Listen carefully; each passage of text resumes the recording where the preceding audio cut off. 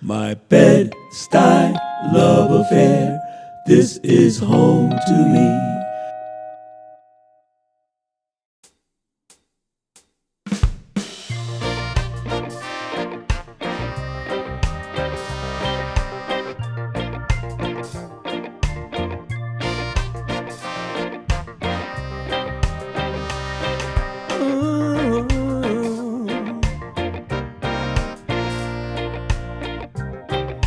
In early morning sunshine,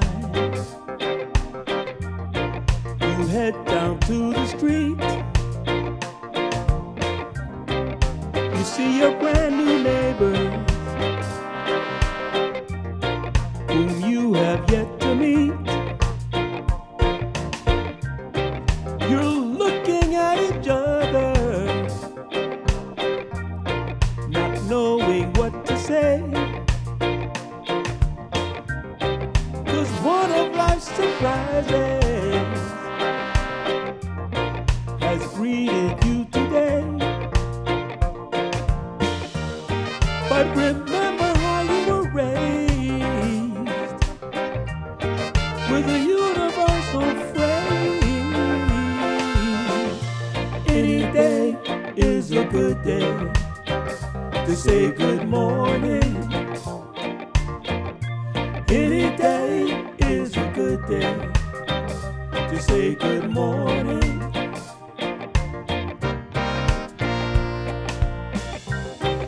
The neighborhood is changing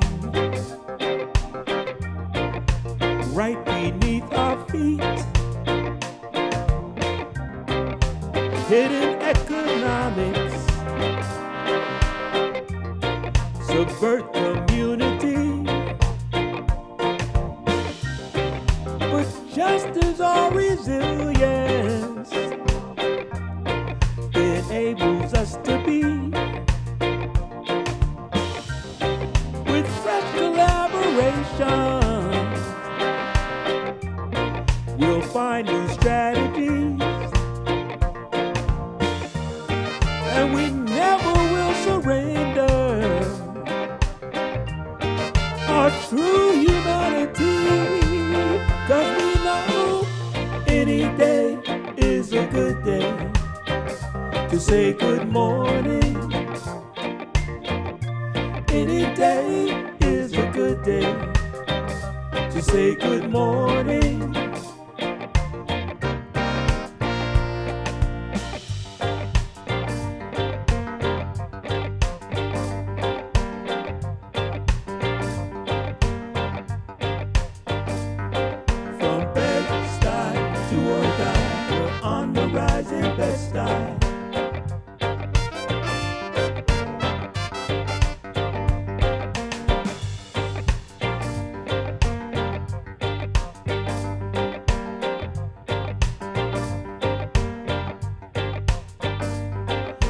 Bed-Stuy, do or die, spreading light in Bed-Stuy.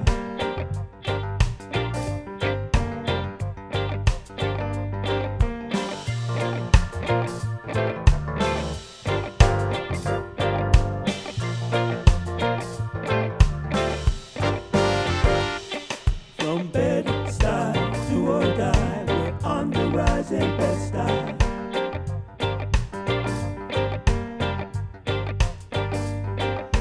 Bed-Stuy, do or die, just spreading light in Bed-Stuy.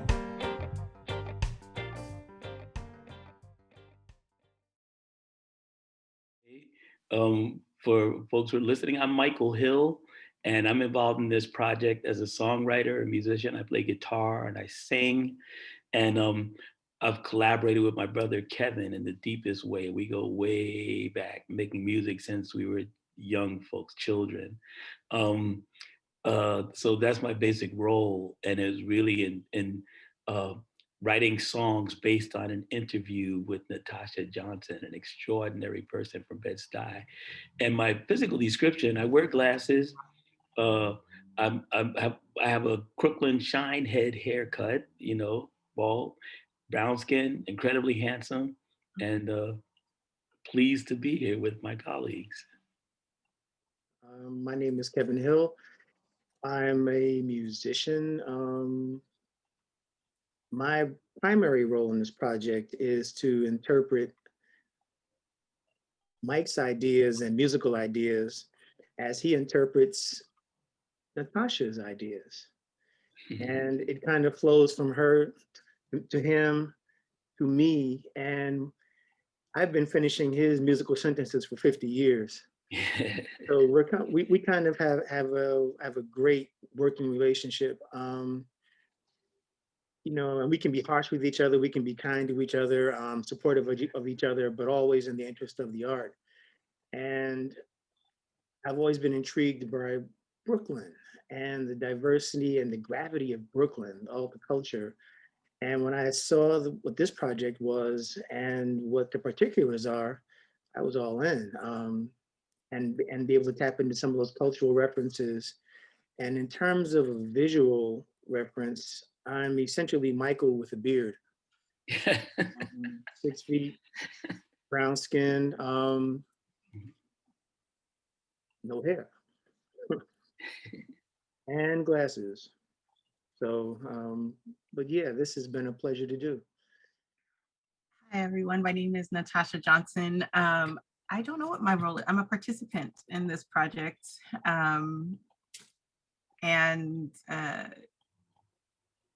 Yeah, I'm a participant in the project and a bedside resident. Visual description, I am identify as a cisgendered African-American Black woman with, I guess my hair color today is kind of reddish brown. That changes a lot. The style changes a lot today. It's a mohawk-ish of sorts. And I have on blue lipstick, so that's probably most identifying. Oh, and a cowrie shell. Well, several cowrie shells. That's it, in my hair. And a gray sweater. You know, well, first of all, it's a pleasure to meet you. I mean, Zoom-wise and stuff. The person whose words I've been reading for these many months and words I've been reading and being inspired by, you know. And that song, the intro is part of a larger song, Bed-Stuy Love Affair, which was inspired by a phrase. You said, that's why I still continue to have a love affair with this neighborhood and with this community. And it's, you know, okay, there's a song there, you know. And then Any Day really just spoke to a sense of the kind of communities that we might have grown up in, or down south in the Caribbean. People say good morning. It's not, you know, there's no mystery. And even when you are surprised by, come out of your apartment, and I intentionally didn't make it specific, you know, like somebody Black coming out, there's a new white neighbor, or vice versa, or a gender thing, or whatever it is, but it's something different. And then, okay, your humanity has to be in play, you know. So anyway, those are just thoughts around that.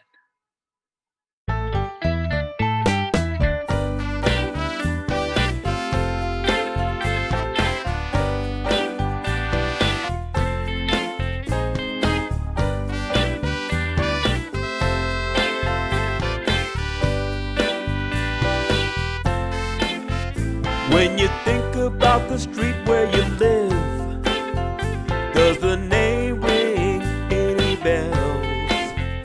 Do you find yourself wondering what's in a name? Is there a story to tell? Now some folks live on a street named for Malcolm X, who fought for them to be free. But I live on a street named for a man that brings ambivalency. My street is Jefferson Avenue, and to me it's a shame when your street name honors a slaveholder. It tells you what's in a name.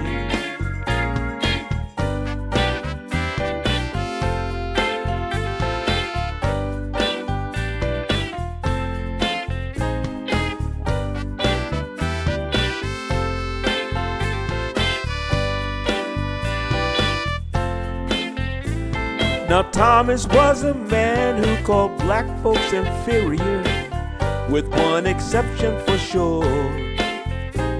'Cause when he laid his eyes on a young Sally Hemings, he could not miss her allure. He took her across the sea to Gay Paris, a slave for his family. He gave her 6 children over the years, but he never set the woman free. My street is Jefferson Avenue, and to me it's a shame when your street name honors a slaveholder. It tells you what's in a name. Now my street is Jefferson Avenue, and to me it's a shame when your street name honors a slaveholder. It tells you what's in a name, what's in a name.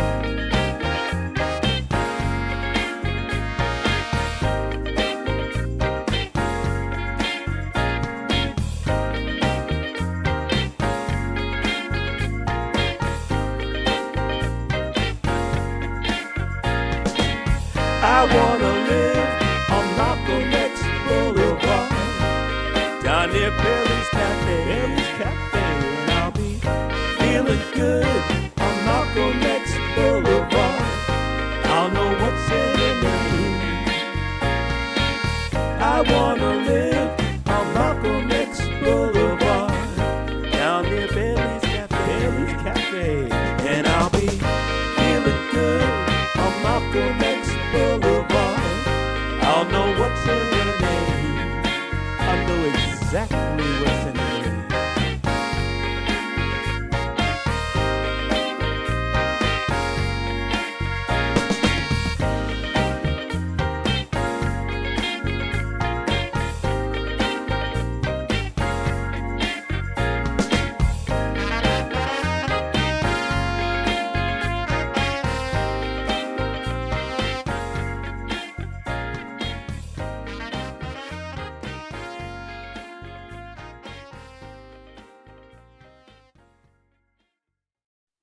Malcolm X Boulevard, you know, it's a whole different thing than living on Jefferson Avenue. And I mean, first of all, I need to add, the introductions that folks did are very modest. My brother Kevin has been inspiring me my whole life. And on this project, he was a composer, arranger, multi-instrumentalist, played everything that wasn't guitar or vocals, did the drum, horn, and strings programming. And he's amazing. And Natasha is a participant, but also an inspiration, because the idea of this, these Crooklyn Soundshots, this is volume 2, is to sort of, try to convey the stories and some of the spirit of a citizen of Bedford Stuyvesant.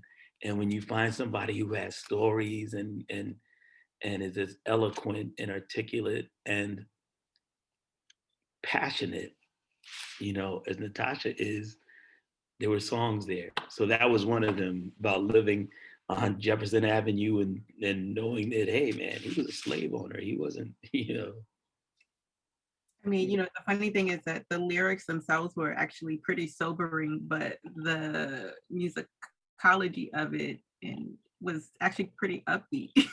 So I'm wondering, was that like intentional? Yeah, well, in terms of lyrics, one of the things I've found is that music can be thought-provoking and thoughtful without being morose or gloomy, sad, whatever, so joy, so because when people feel joy, that's when they have the most power to do good things in life and in the world. So there is a sort of juxtaposition of that. But Kev, what's your thought on that? You can attack or approach subject matter that's loaded from top to bottom without the music being a dirge. You can, and in the middle of that going, say. A lot of folks still aren't ready to hear, about Jefferson and all of his history and luggage and baggage. But it's there for all to be seen. You know, it's like it's the sunshine, it's the moonlight, it's there, it's real. And just like Malcolm X Boulevard, it's all part of that experience. And you know, we've been singing our way through the bad times, good times, all the time, nodding and still getting across the street. So yeah, no doubt. I was, you know, it's funny because was it the last verse where you start to say you wanted to live with Malcolm X? And the funnier thing is that, you know, I mean, at least in the US, actually even in like Maputo and some other places, every street that's named after Malcolm X or Dr. Martin Luther King Jr. tends to be in an environment where it's considered fairly unsavory. Martin Luther King Boulevard, Malcolm X Boulevard, right through the heart of. Yeah, but I was sort of thinking, you know, at the end of the song, I was sort of thinking, wouldn't it be cool though if we could walk through Bed-Stuy and just like change the names of all of the streets that are named by oppressors instead? And that would be like the gentrification, you know, because gentrification is really about the people, right? So it'd be about the gentry, really sort of calling it what we wanted it to be called, as opposed to what it's already been called. But yeah, that geographical self-determination is a thing. Mount Morris Park became Marcus Garvey Park, and I think folks are trying to change it back. So those things are real. For sure.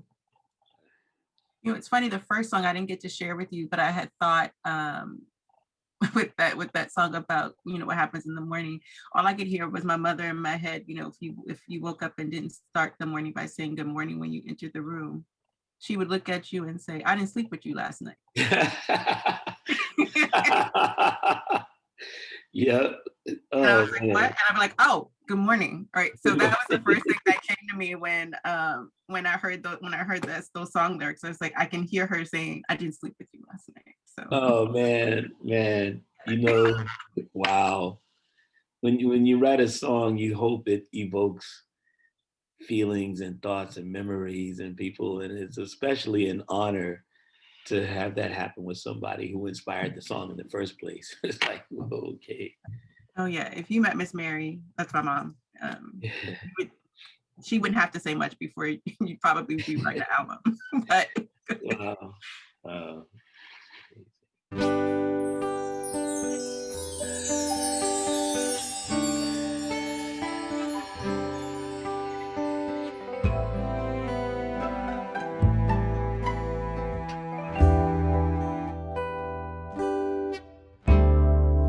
This is the story of how she came to be a lifetime member of the Bed-Stuy community. This is the story that changed her life. She was ready to be on the stage, and after her audition, LaGuardia said she had to wait. They took too long to change their minds. Little did they know, they overlooked the diamond. They didn't know, they missed the prize. Little did they know, they overlooked the treasure and sent a gift to Boys and Girls High.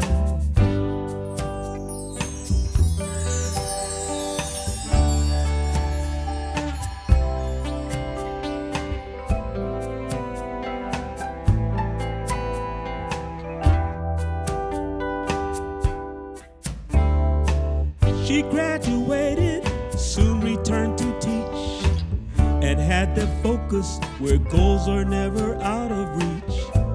Over time, expanded dreams unfurled.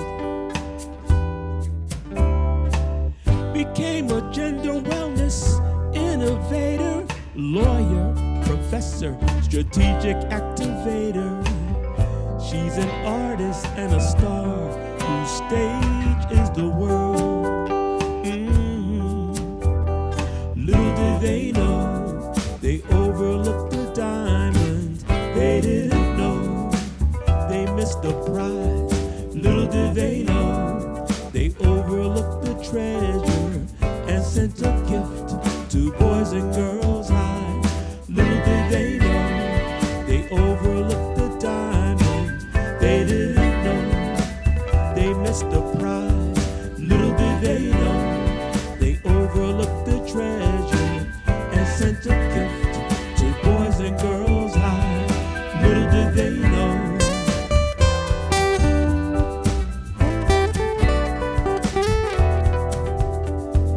Little did they know.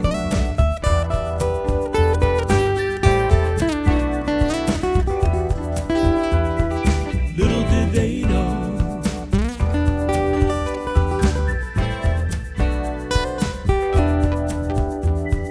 Little did they know.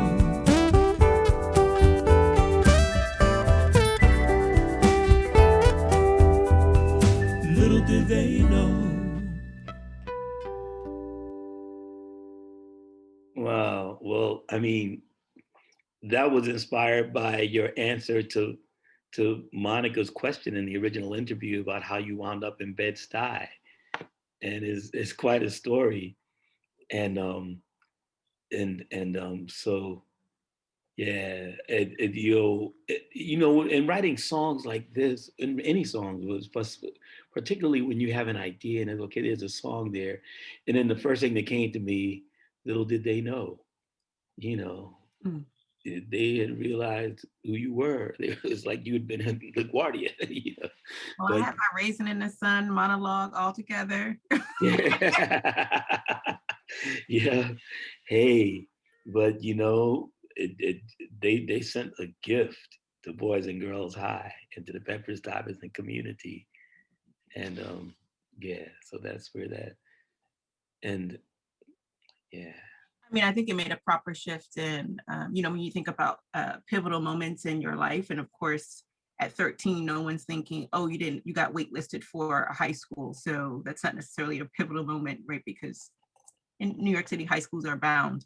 But to have gone to Boys and Girls, I think made a significant shift for me because I was there when Frank Mickens was principal, when you know, it was one of the most coveted high schools in the city at that point. We had 5,000 students in that school during the 4 years that I was there. And he knew all of our names and all of our business. And so did all of the teachers. And they knew our parents and our families. And so it just really, and it was also during the Crown Heights riots. That was my first year there. So it was just a really pivotal time in Bedford Stuyvesant, in Brooklyn specifically, but to feel that sense of community at a time when there were these really sort of rigid shifts in what humanity looked like here. It was really striking that an environment historically that was perceived as negative, it was one of the safest places. I've never felt as safe as I felt at Boys and Girls High School in Bed-Stuy during that time. And that was really attributed to Mr. Mickens and his leadership and all of the other people who helped him create that environment. So, yeah. You know, Kevin's a retired school teacher too, so he, You know, goes, yeah. I may, the refrain, little did they know, resonates with me at different ends of my life. I've tested for LaGuardia and the Bronx High School of Science at age 12. mhm. And the guidance counselor called me into her office and tried to convince me to go to the local high school and give up on those dreams. Woman had never met me. She did, you know, I'm in the gifted class from first grade on, highest reading score in the school. And she's telling me, you probably won't get into either school. Yeah, something similar happened with conversation with my mom too, guidance counselor. So guidance counselors out there.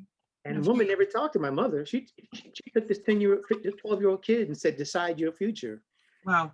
Fast forward 30, 40 years, and I'm teaching now. Mhm. And next door to me is the guidance counselor. And a couple of years running, she forgot to give the kids the application. Wow. And she's like, well, they probably wouldn't get it anyway. I'm like, you know, one of those many times in my career where my head just. Way to not get the assignment. It's like one of her only jobs. You had one job. It's one of your only jobs. Yeah, little did they know. Yeah, but this is definitely the song when I'm feeling down that I can definitely now put on repeat. I have my own tune. Hey, well, it's definitely meant as a tribute, you know. That's helpful. Yeah.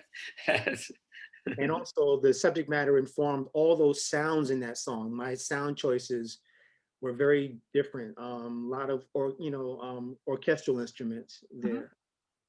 Yeah, it sounded like a love song. Indeed. When you think about it, there are a lot of backyards around here, undeveloped or underdeveloped, and a lot of us have gardening and farming in our blood, you know? Let's think for a minute without limits and imagine what we could accomplish here, right here in Bedford Stuyvesant, Brooklyn.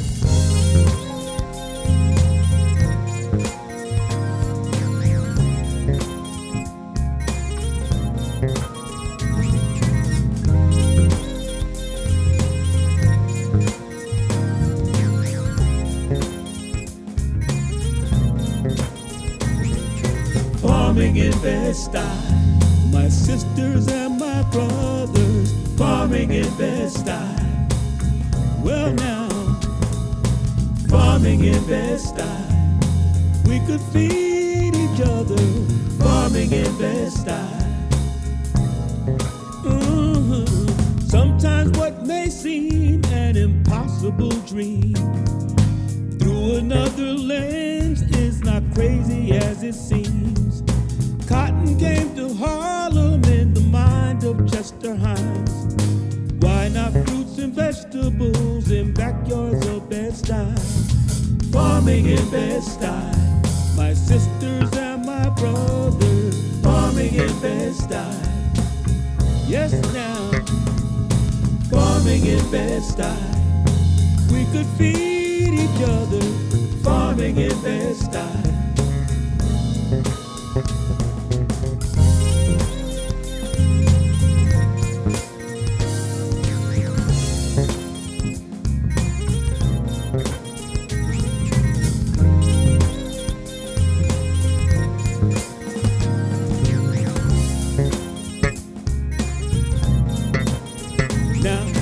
What if we developed the backyards all around, invested in creatively connecting with the ground, expand all the gardens in our community, start to build a system with no scarcity.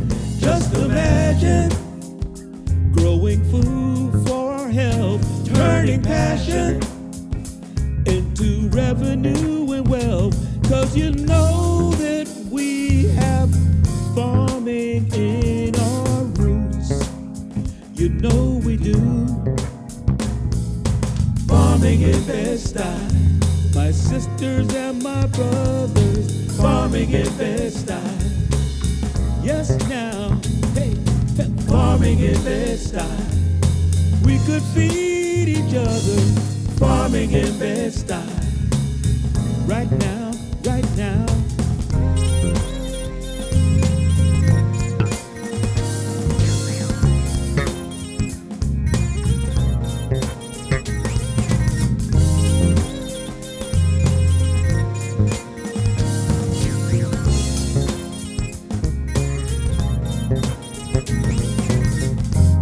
Now, some of us hardcore urban fam were wondering, what vegetables can you possibly grow in Brooklyn?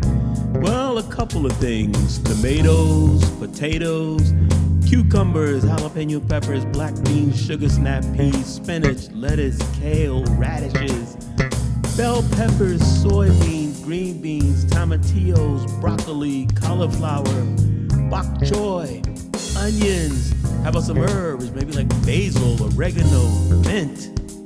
Did somebody say collard greens? I know somebody said collard greens. Got to have the collards, y'all. Come on. Farming in Bed-Stuy, my sisters and my brothers, farming in Bed-Stuy. Farming in Bed-Stuy, we could feed each other. You know, that song was inspired by the part of the interview where Monica asked you to imagine Bed-Stuy without limits. What would you? And you said the first thing is food, first thing that comes to you. And I mean, you I'm have always this whole, hungry, but yes. yeah, right. And I mean, you had your usual eloquent and perceptive answer and imaginative and this whole, so that's what inspired this song. And it's, this music actually was written by our nephew, Eric, our sister's son, and he played drums on there. But, it was the kind of thing where I heard this song and then said, Eric, there's a song there. And then one day the phrase farming in Bed-Stuy came to mind. And then it went from there. But it was inspired by your thoughts. I mean, I still really believe that could happen. But what I loved about the song was that it was like, if you couldn't imagine how it could happen, you just straight up put a Black Panther Party 10-point plan to me. It's like, oh, so just print this out and do this. Oh man. That was helpful. Yeah. We had a house 2 blocks away from Boys and Girls High. And On Fulton? Chauncey. Oh, Chauncey. Okay, yeah. And if you wanted to eat something healthy, you brought it with you, because you probably weren't going to walk to find it. So when I heard these lyrics, yep. And again, across our neighborhoods in general, it's from Bed-Stuy on out through Bushwick to Harlem to the Bronx. How about some real food? Yeah. My dream is to own a home and to have trees in the front yard that are food producing, and to put signs on them that just say, feed yourself. Yeah. Feel free. Yeah. Take what you need, Yeah. You have a whole different kind of thinking when you think without limits, And everything is possible. Yeah. And without wanting to profit from every idea, every thought, every action you take. It comes back to you though, right? Like when you think abundance, right? You just create more abundance. You just create more abundance. It just comes back to you. Like, so, you don't have to quantify, as you're saying, Kevin, you don't have to quantify every endeavor and every contribution that gets made. Yeah.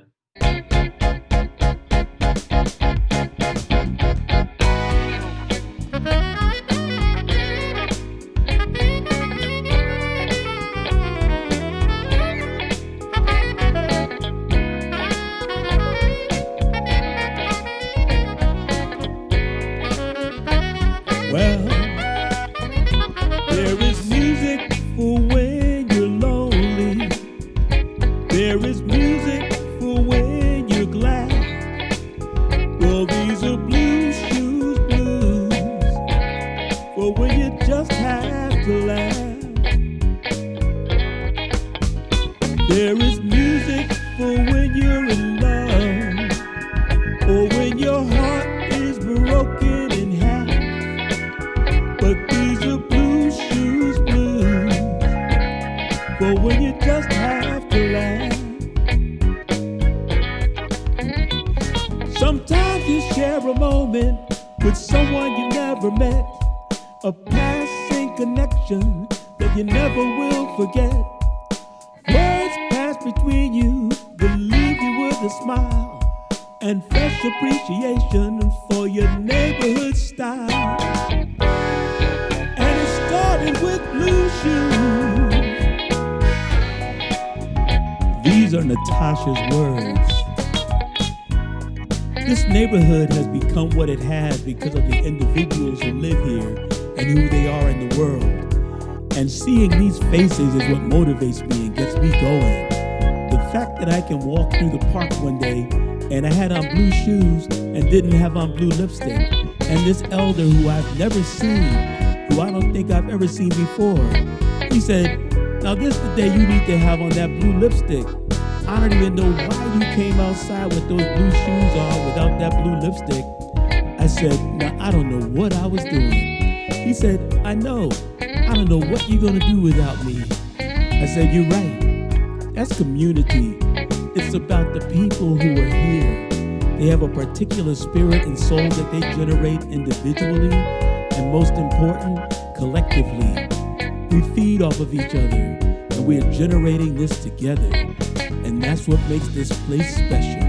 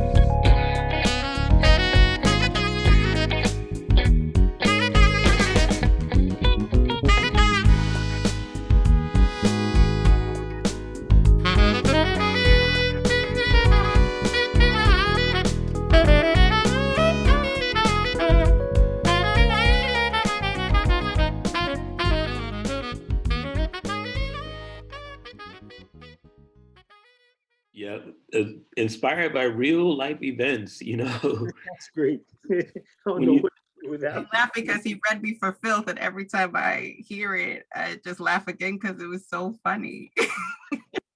It's amazing. I don't know what you're gonna do without me. And I still don't know who he was. I actually walked through the park earlier today, and I always look to see, like, maybe I'll remember who that person was. Yeah. I don't know. He could have been an apparition. I don't know, but Right. he was there that day. There's a piece to that story that I didn't share then that I think is just important now that I think about it, because it's now full circle for me. But then I was a professor at a particular college, and I wasn't wearing the blue lipstick that he was talking about because I was trying to fit in or be what I thought was professional. So whenever I went to teach in person with students, I would wear a brown as opposed to the blue, which is what I wore all the time, which I felt much more comfortable in. And that's what he called me out on. And it was shortly after that I stopped doing that because it just felt inauthentic to who I was and how I was showing up in the world. So it was just really interesting that this person who I did not know or don't think I knew or hadn't seen or hadn't been in communication with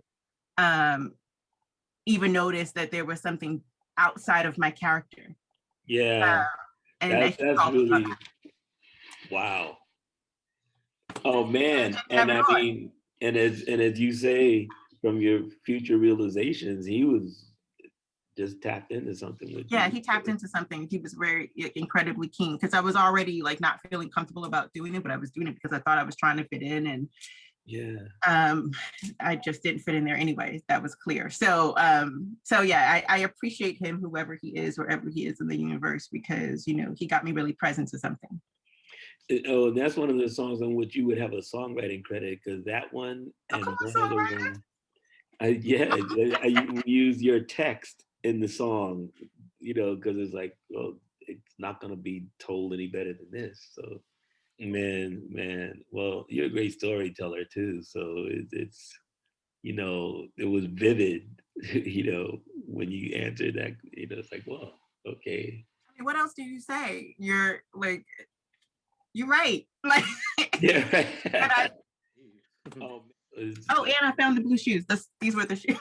That's what I went to go do. Look at you, boy. So that was the inspiration for the song, so that it really comes full circle. Oh man. Picture of the shoe, just the shoe up there. Yeah, right.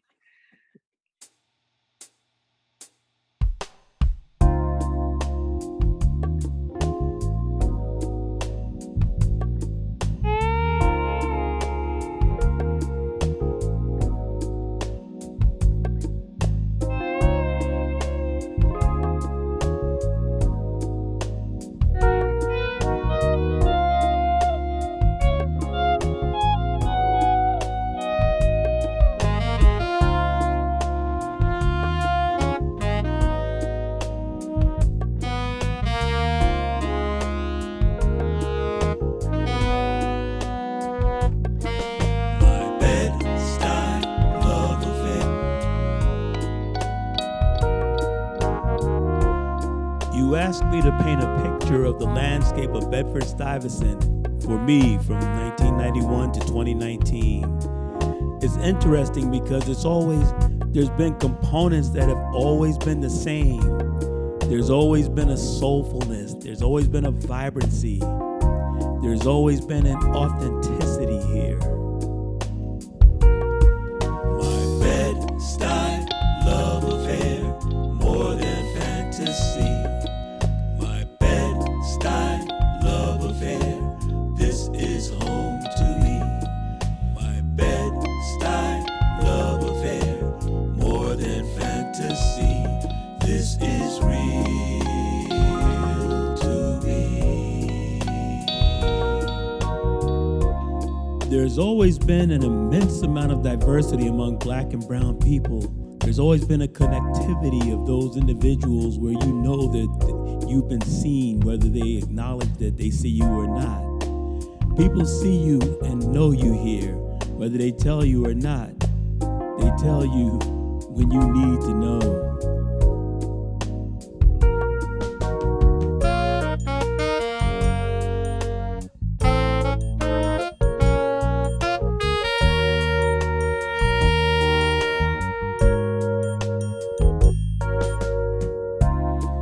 So these things have always been consistent here, even though maybe the infrastructure and the edifices and the types of businesses are different. So those things have always been the same for me. And that's why I still continue to have a love affair with this neighborhood and with this community. My Bed-Stuy love affair, more than fantasy.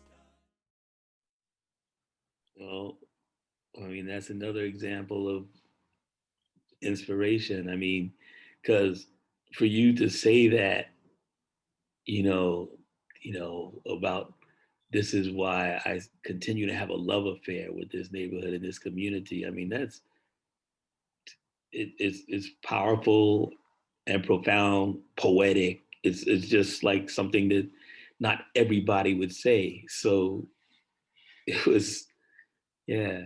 And this is, Kev wrote some music and it was okay. Again, so, I mean, songs come in different ways. Sometimes, as I said, a line comes like you're thinking about this subject and little did they know, or what's in a name, but then sometimes it's music. In a couple of instances in this project, Kev has had music that, okay, it's connected with what we're doing with Natasha's words and spirit, and so anyway, Bed-Stuy love affair. And another nod to the saxophone player who's also family. Your whole family's a mess. This is so we great. we just send him music and say, play some sax on this, and he sends it back. So Our brother-in-law, Roger. Yeah. Y'all like a one-stop music shop, like the chocolate Walmart of music. This is fantastic. Yeah, right. Man, when we start seeing each other in person again, forget it. It's gonna be nice. Well, I mean, this one was really sexy. It was like kind of that guitar solo in the middle. I thought it was gonna break into a like straight out guitar solo, like kind of like Prince like, but Yeah. it happened. But I kept waiting for it, but it didn't happen. It was like very restrained. Yes. Yeah, I mean, this neighborhood is, I think everyone feels like that, and that's probably my naivety, but I think that I have a hope that most people who've made a choice to be here have some level of affinity to this community in some way that makes sense to them. Otherwise, I don't know. Someplace else. It's just really a special place. For me, it's not a matter of being naive. It's a matter of seeing things that other people don't see. And sometimes those are things that people themselves feel and think, and that pass through their mind, but they might not focus on. Mm. But then somebody else looks and, this is love, this is, or what, whatever it might be. But it's also a connection to what's going on in the neighborhood, the people, the culture. I'm a Bronx kid, we were born and bred in the Bronx, and everybody's connected to where they're from. The Bronx is this, Brooklyn is that, Harlem is that. Mm-hmm. One of the things I was always a little envious of with Brooklyn relative to the Bronx was that beneath the Brooklyn first kind of, people who lived there was a food culture and an ethnic thing going on, and a music thing going on, and some of everything. And in the Bronx, our time in the 60s and 70s was rich. Yeah, and then they burned it. And after that, it deteriorated. Well, the landowners wanted to cash out again, but that's a whole other, that's another album. Yeah, right. So when Mike sang about my Bed-Stuy love affair, I was like, yeah, me too. But yeah, I understood. No, it's really true. It's funny. I remember my first teaching job, I taught in Harlem, and I taught to 13-year-olds, and I was 21. And they would say, Miss, what do you do in Brooklyn? What happens in Brooklyn? Like if it was this far away place, like, and I was like, we're all gonna get on the train together and we're gonna go to Brooklyn. So you can see, and they were like, are we? And I said, yes, we're going to Brooklyn. Like, so, just to think that, I mean, our neighborhoods are, I mean, they're distinct, but they're not far apart from each other really in the larger scheme of things. But as a young person in New York City, to have that level of disparateness from a neighborhood that you've heard about, and it can feel so far away. So that was the piece that I thought was really interesting about, even in the song, it felt fantastical. And so that it reminded me of my students many, many years ago, who I know now are 35 or 36 because I ran into one of them at an award ceremony recently. I know they're old now, which means I'm older than that. So anyway. That's always fun. That's always fun. Yeah.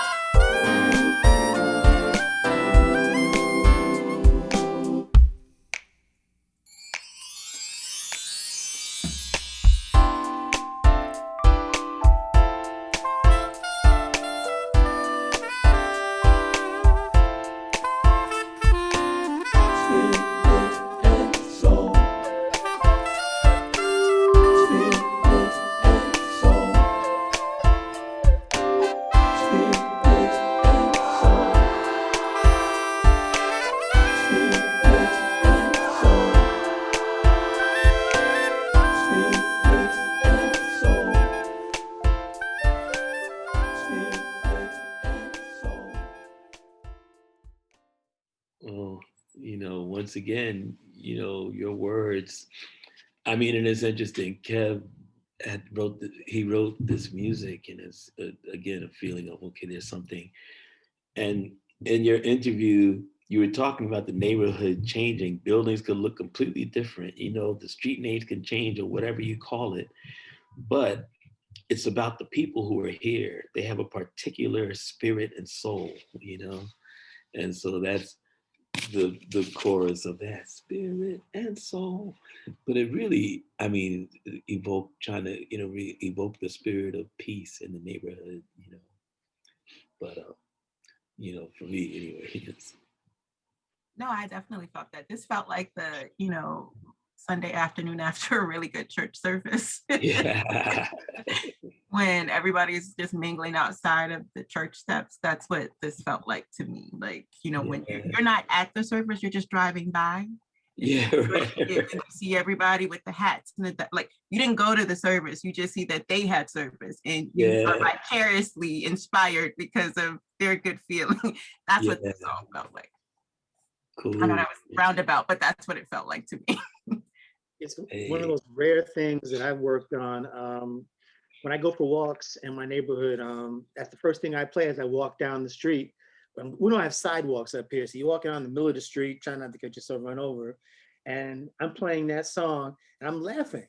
It literally makes me laugh. Not funny laugh, but joy laugh. When I'm feeling joy, I tend to laugh spontaneously. I had to explain that to my wife several times, but then Mike added spirit and soul, the refrain, and Roger came in with the soprano sax, and it went a whole other place. Mm-hmm. That kind of joy, it just says joy to me. And yeah, like you're waiting for the choir to come in. Yeah, yeah. Like you're like, where is she? There's a she someplace with like some powerful voice that's waiting to like. But if you get a chance, play it down again. They're in there. Oh, they are. Okay. There's some voices coming through there that ear candy. It takes several times to get all the layers of things in there. Again, like the rest of this project, layers and layers of things to unpack and to understand. I think my lesson that I've learned is that music is like tiramisu. Yeah, tiramisu. Layer on layer on layer on layer. I know Cameron's like, what? Tiramisu is my nemesis. I'm a flour cake person, so tiramisu. I see. Yeah, I'm all the foods. I appreciate all of the food. Yeah, there are 360 degrees of food. I'm here for all of them. So what's the future of the projects as you all see it for right now? For me, it was about doing this as and contributing to the bigger picture of As Quiet as It's Kept. Mm-hmm. And this is the second time Kevin and I worked together on a previous iteration. There were stories about a woman named Ms. Peterkin, and Stephanie at her high school, she had an after school thing where the students acted out Ms. Peterkin's stories. She was an elder in the community who had serious stories she wrote down, Oh, yes. And so we wrote pieces to accompany those stories.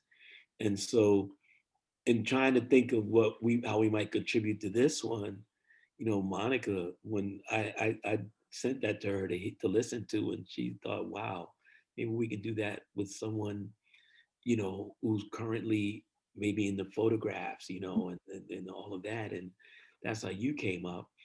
And she sent me this interview, and it felt like a rewarding thing to do, period, artistically, opportunity to work with Kevin, and then, with no more gigs and all of that. So we and your whole family. get up in it. And so for me, it's like, hey, okay, I'm not sure where it's going to go, but the more people who hear it, the better. I think it'll bring people joy. I love the opportunity, again, to work with Mike.